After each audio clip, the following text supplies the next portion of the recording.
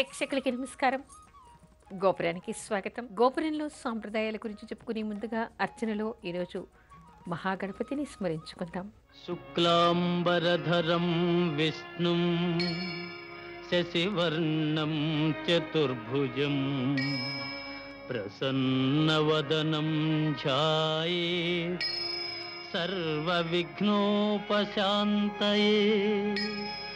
అగజా ఆనన పద్మార్కము గజాననమహర్నిశం అనేకదంతం భక్తానాం ఏకదంతముపాస్మహే ఏకదంతముపాస్మహే. ఏ కోరిక కోసం వినాయకుణ్ణి ఏ రూపంలో పూజించాలి? మనకి గణపతి పురాణంలో అనేక రూపాల్లో గణపతి గురించి కనిపిస్తుంది. అనేక రూపాల్లో గణపతి ఉంటాడు. 32 రకాల రూపాలు గణపతికి ఉన్నాయని చెప్పేసి మనకి తెలుస్తోంది. విద్యా గణపతి, వీర గణపతి, లక్ష్మీ గణపతి, శక్తి గణపతి, విద్యా గణపతి, హేరంబ గణపతి. ఆ తర్వాత మనకి రకరకాలుగా గణపతి విగ్రహాల గురించి మనకి చాలా ఉన్నాయి. సాక్షి గణపతి, ఆ తర్వాత డుండి వినాయకుడు, ఇలా చెప్తూ పోతే రకరకాల విగ్రహాలు మనకి, రూపాలు మనకి 32 రకాల రూపాలు కనిపిస్తున్నాయి. అదేవిధంగా గణపతి మంత్రాలు కూడా మనకి అనేక మంత్రాలు ఉన్నాయి. ఏకాక్షరీ మంత్రం, పంచాక్షరీ మంత్రం, దశాక్షరీ మంత్రం, నవాక్షరీ మంత్రం, షోడశాక్షరీ మంత్రం, ఇలా తర్వాత 32 అక్షరాలతో కూడా లక్ష్మీ గణపతి మంత్రం మనకి కనిపిస్తుంది. అనేక రకాల మంత్రాలు కూడా గణపతికి చెప్పబడ్డాయి. అయితే ఏ రకంగా, ఎప్పుడు, ఎవరు, ఏ విధంగా పూజ చేయాలి, ఏ సమయంలో పూజ చేయాలి, ఏ విధంగా పూజ చేయాలి అనేటువంటి విషయాన్ని కూడా తెలుసుకోవాలి. ఎప్పుడు గణపతికి పూజ చేసినా ముఖ్యంగా మంత్రజపం చేయాలి అని అనుకుంటే ఏ రూపంలో, ఇక్కడ మనకేమిటి, విద్యా గణపతికి చెయ్యాలి, విద్య రావాలి అనుకునేటువంటి వాళ్ళు విద్యా గణపతి మంత్రాన్ని జపించాలి. అదేవిధంగా లక్ష్మీ గణపతి అంటే సకల కోరికలు, సకల కామనలు నెరవేరడం కోసం, సంపదలు రావడం కోసం అని చెప్పేసి లక్ష్మీ గణపతిని ఎవరైనా కూడా పూజించవచ్చు అంటారు. ఇలా ఏ ఏ రూపాల్లో గణపతిని పూజించాలి అని అనుకుంటే దానికి తగినటువంటి మంత్రాలు, రూపాలు మనకి ఉన్నాయి. వాటిలో ముఖ్యంగా సర్వాభీష్ట సిద్ధి కోసం రత్న గణపతి మంత్రాన్ని జపించాలని, రత్న గణపతిని పూజించాలి అనేటువంటి విశేషం కనిపిస్తోంది. సంకల్ప సిద్ధి కావాలి అనుకుంటే మహాగణపతి రూపాన్ని షోడశాక్షరి మంత్రంతో పూజించాలి అనేటువంటి విశేషాలు మనకి కనిపిస్తూ ఉన్నాయి. రుణ విమోచనం కావాలి అంటే కూడా మహాగణపతిని రుణ విమోచన మంత్రంతో పూజించాలి అని చెప్తారు. ఇలా కారాగారంలో ఉన్నప్పుడు ఏం చెయ్యాలి, పిల్లలు కావాలి అన్నప్పుడు ఏం చెయ్యాలి, ఇలా రకరకాల మంత్రాలు, రకరకాల రూపాలు మనకి కనిపిస్తూ ఉంటాయి. ఏ మంత్రంతో అయినా మనం జపించవచ్చు. కానీ జపించేటువంటి సమయం ఏ విధంగా ఉండాలి, ఎంతకాలం జపించాలి, గణపతికి పూజ ఏ విధంగా చేయాలి అనేటువంటి విషయాన్ని తెలుసుకోవాలి. ఎవరైనా సరే ఇక్కడ మరో విశేషం కనిపిస్తోంది. సకల జనులు కూడా చేయటానికి అనువైనటువంటి మంత్రం ఏకాక్షరీ మంత్రం అని చెప్పేసి, ఎవరైనా గణపతి మంత్రాన్ని బీజాక్షరాలతో ఉండేటువంటి మంత్రాన్ని తీసుకోవాలి అంటే గురుముఖంగా మాత్రమే ఉపదేశం తీసుకోవాలి. ఎవరి ఆలోచన విధానాన్ని అనుసరించి వాళ్ళకి, తర్వాత ఎవరి కష్ట సుఖాల్ని అనుసరించి వాళ్ళకి ఏ మంత్రాన్ని ఉపదేశించాలో గురువు ఆ మంత్రాన్ని ఉపదేశిస్తాడు. అయితే ఉపదేశం పొందినటువంటి వాళ్ళు ఎప్పుడైనా సరే గణపతి మంత్రం కానీ, ఏ దేవతా మంత్రం కానీ ఒకసారి ఉపదేశం పొందిన తర్వాత ప్రతినిత్యం ఆ మంత్రాన్ని ఎంతో కొంత జపిస్తూ ఉండాలి. అయితే ఇక్కడ మరొకటి కూడా ఉంది. మంత్రజపం చేస్తున్నాము అంటే తప్పనిసరిగా ఉపదేశం పొందిన తర్వాత ఏ మంత్రాన్ని మనం ఉపదేశం తీసుకున్నామో దాన్ని కనీసం అక్షర లక్షలు జపం చేయాలి అంటారు. అంటే ఆ మంత్రంలో ఎన్ని అక్షరాలు ఉన్నాయో అన్ని అక్షరాలకి అన్ని లక్షల జపం చేయటం. తర్పణం తద్దశాంశం తర్పణం చేయడం, దానికి తద్దశాంశం హోమం చేయడం, దానికి తద్దశాంశం మార్జన చేయటం, దానికి తద్దశాంశం బ్రాహ్మణ భోజనం చేయటం, పెట్టడం అనేటువంటి విషయాన్ని చెప్తారు.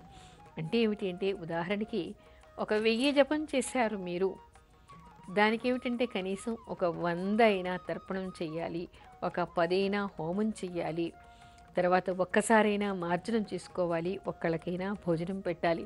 అంటే 10% దానికి ఆ విధంగా ఒక్కొక్కటి చేస్తూ వెళ్తే మంత్రసిద్ధి కలుగుతుంది అంటారు. ఇవి పక్కన పెడితే మనం ఏదైనా అభీష్ట సిద్ధి కోసం చేస్తూ ఉన్నాం, ఒక కార్యం కావాలని, ఒక మనోభీష్టం తీరాలి అని చెప్పేసి జపం చేస్తూ ఉంటే మాత్రం తప్పనిసరిగా తెల్లవారుజామున 3 గంటలకి లేచి గణపతికి గరిక పెట్టి దీపారాధన చేసి, ముఖ్యంగా ఎర్రని దారంతో ఉన్నటువంటి ఒత్తితో దీపారాధన చేయాలి. గణపతికి ఎప్పుడు కూడా 21 ఒత్తులు అనేటువంటిది శ్రేష్టం. వినాయక చవితి రోజు కానీ ఎప్పుడు గణపతికి దీక్ష చేసినా, గణపతి పూజ చేసినా కూడా 21 వరస ఉన్నటువంటి ఒత్తి, అది 21 ఒత్తులు వేస్తే మహాశ్రేష్టం అని చెప్తారు. అలాంటి దీపారాధన చేసి అక్కడ కూర్చుని ఎప్పుడు కూడా మంత్రజపాన్ని ప్రారంభించాలి. తెల్లవారి వరకు చేస్తూ ఉండాలి. ఎవరైనా గణపతి దీక్షను ప్రారంభించాలి అంటే తప్పనిసరిగా శ్రావణ శుద్ధ చవితి రోజు దీన్ని ప్రారంభిస్తే విశేషం ఉంటా. అలా శ్రావణ శుద్ధ చవితి రోజు, శ్రావణ బహుళ చవితి, ఈ రెండు కూడా గణపతికి పూజ చేయడానికి ప్రాముఖ్యమైనటువంటివి అనే విషయాన్ని చెప్తారు. అందుకని శ్రావణ శుద్ధ చవితి రోజు ప్రారంభించి తెల్లవారుజామున మొదలుపెట్టి నిత్యం ఎంతో కొంత చేస్తూ, అంటే ఈ నెల రోజుల్లో 1,00,000 జపం చేయటానికి రోజు ఎంత మేర చెయ్యాలి అని చెప్పేసి నిర్ణయించుకొని ఆ జపం పూర్తిగా చేసి వినాయక చవితి రోజు కానీ, వినాయకుడి నవరాత్రుల్లో కానీ దాన్ని సమాప్తం చేయాలి. ఏ ఒక్క రూపంలో పూజించినా అన్ని కోరికలు తీర్చేది ఆయన ఒక్కడే. మీరు ఏ రూపంలో ఆయన్ని కొలిచినా మీ కోరికలు తీర్చేది ఆయన ఒక్కడే.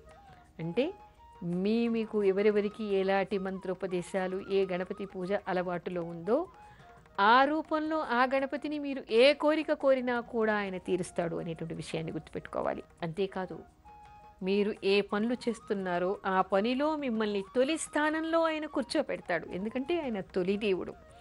తొలి దేవుడుగా ఆయన్ని మనం తొలిగా కొలుస్తూ ఉన్నాం, మొట్టమొదటిగా కొలుస్తూ ఉన్నాం. అందుకని విద్య కావాలి అనుకునేటువంటి వాళ్ళు, తొలి స్థానం కావాలి అనుకునేటువంటి వాళ్ళు గణపతిని కొలిచి ఆయనని నమ్ముకుంటే తప్పనిసరిగా వాళ్ళని ఆయన తొలి స్థానంలో, ప్రథమ స్థానంలో కూర్చోపెడతాడు. ఈ విషయాన్ని మర్చిపోకుండా ఏ రూపంలో గణపతిని పూజించినా మనోకామనలన్నీ కూడా తీరుతాయి అనేటువంటి విషయాన్ని గుర్తుపెట్టుకోవాలి. మనకి మామూలుగా ఏం చెప్తారంటే, శివుడు అభిషేక ప్రియుడు, విష్ణుమూర్తి అలంకార ప్రియుడు, సూర్యుడు నమస్కార ప్రియుడు, గణపతి తర్పణ ప్రియుడుట. ఆయనకి తర్పణాలు చేయాలిట. మామూలుగా మనం తర్పణాలు ఏ విధంగా చేస్తాం?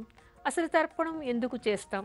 తర్పణం ఎక్కడెక్కడ చెయ్యాలి, ఎవరెవరికి చెయ్యాలి, ఎవరు చెయ్యాలి, ఏ విధంగా చెయ్యాలి, ఏ సమయంలో చేయాలి, ఇలా అనేక విషయాలు మనం తెలుసుకోవాలి. గణపతి తర్పణ ప్రియుడు కాబట్టి ఆయనకి మంత్రజపం చేస్తే, మంత్రజపం చేసిన తర్వాత తద్దశాంశము, అంటే మనం ఎంత మంత్రజపం చేస్తామో దానిలో 10వ వంతు గణపతికి క్షీరతర్పణం చేయాలిట. క్షీరతర్పణం అంటే పాలు. ఏ పాలు? ఆవు పాలతో ఆయనకి తర్పణం చేయాలి. తర్పణ విధి గురుముఖంగా నేర్చుకోవాలి. అది ఛానల్లో చెప్పేటువంటి విషయం కాదు. ఎప్పుడైతే గణపతికి మనం తర్పణాలు వదులుతామో, మంత్రజపం చేస్తామో, అప్పుడు ఆయన సంతోషించి అనుగ్రహిస్తాట. గణపతి అనుగ్రహిస్తే, ఆయన ఆటంకాలు తొలగిస్తే ఇంకెవరూ మన్ని అడ్డుకోలేరు. విజయం మనదే అవుతుంది.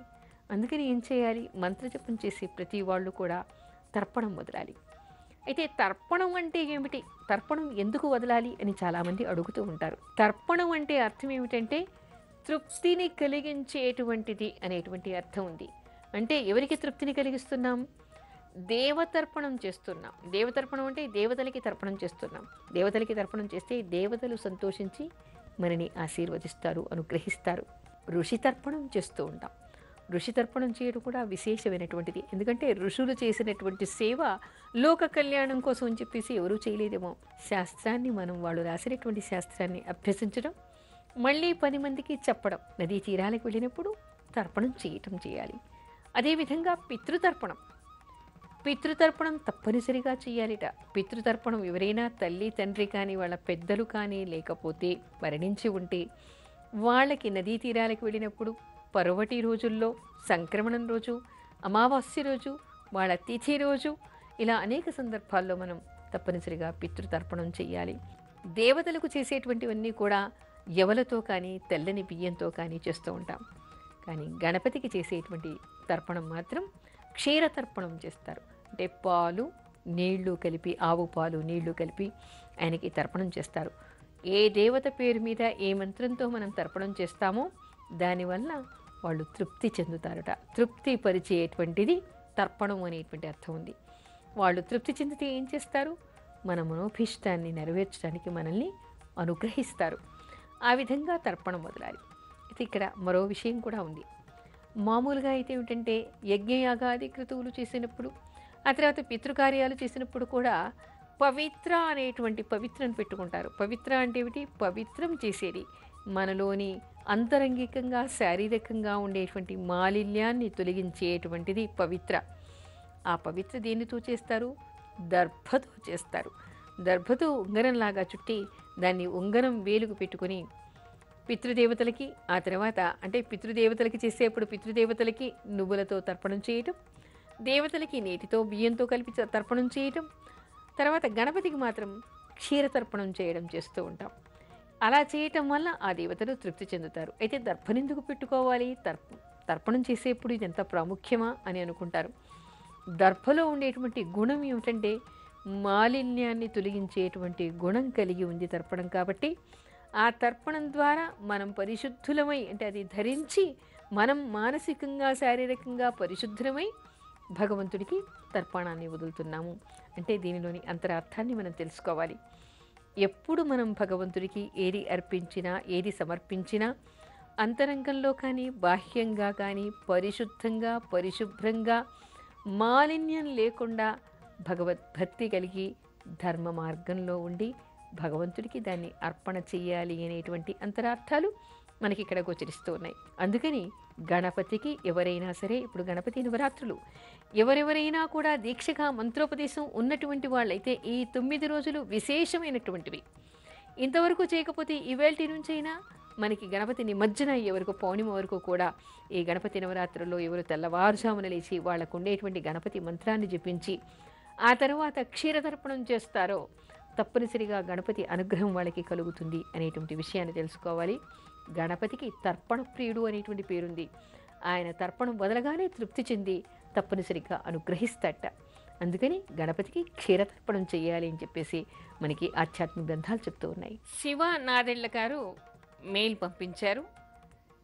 వీరు అడుగుతున్నది ఏమిటి అంటే, పెళ్ళి త్వరగా కావాలి అంటే ఏం చెయ్యాలి, అనుకూలమైనటువంటి భార్య కావాలి అంటే ఏం చెయ్యాలి, అన్నిట్లలో సఖ్యత కలిగినటువంటి భార్య కావాలంటే పురుషులు ఏమైనా స్తోత్రాలు కానీ మంత్రాలు కానీ చదువుకోవచ్చా అని మీరు అడుగుతూ ఉన్నారు.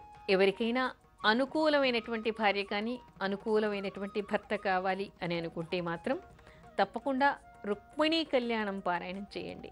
నిత్యం రుక్మిణీ కళ్యాణం పారాయణ చేస్తే ఆ కృష్ణుడికి ఏ విధంగా, అంటే పురుషులు చేస్తే రుక్మిణీదేవి ఆయనకి ఎలా సహకారంగా ఉందో, ఎలా ఆరాధిస్తూ ఉందో, తులసిదళంతో ఆయన్ని ఎలా కొలిచిందో ఆ విధంగా మనసై ఉండేటువంటి భార్యని మీరు పొందేటువంటి అవకాశం చిక్కుతుంది.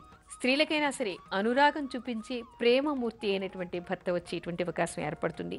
అంతేకాదు జీవితంలో మీరు కోరుకున్నటువంటి వ్యక్తిని జీవిత భాగస్వామిగా పొందేటువంటి అవకాశం కూడా చిక్కుతుంది.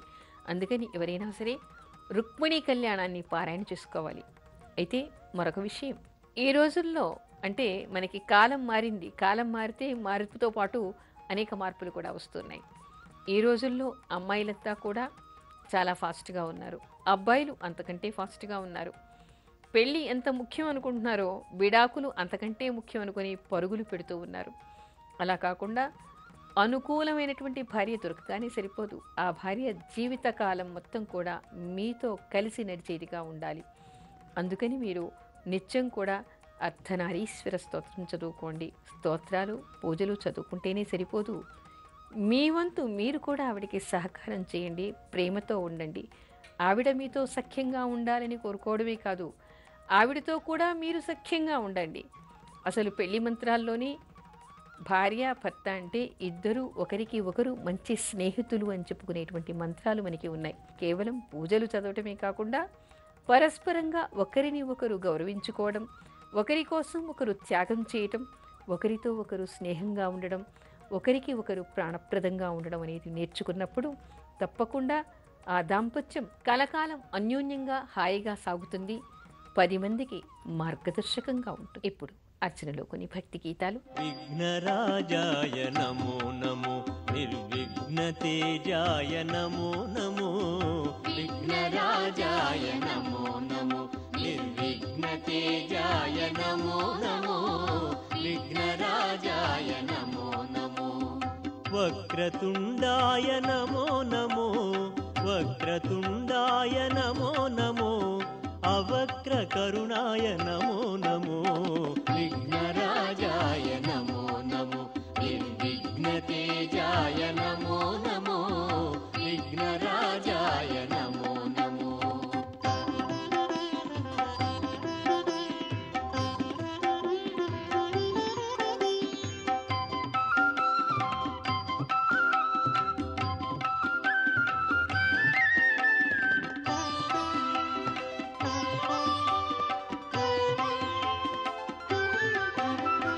సన్నుతి చేసిన మానవుల విన్నపములు ఆలించేవు.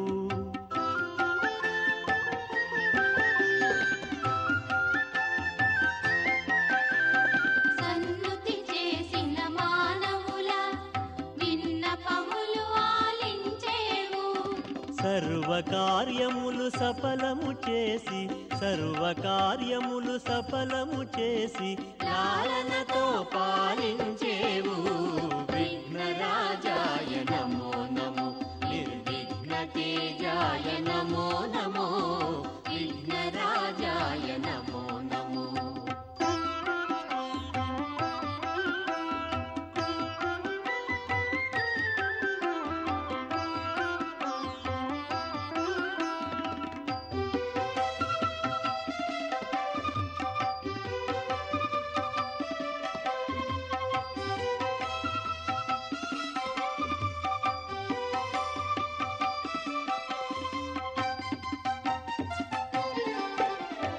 గుజ్జు రూపమున కులికేవు బొజ్జ గణప అన పలికేవు.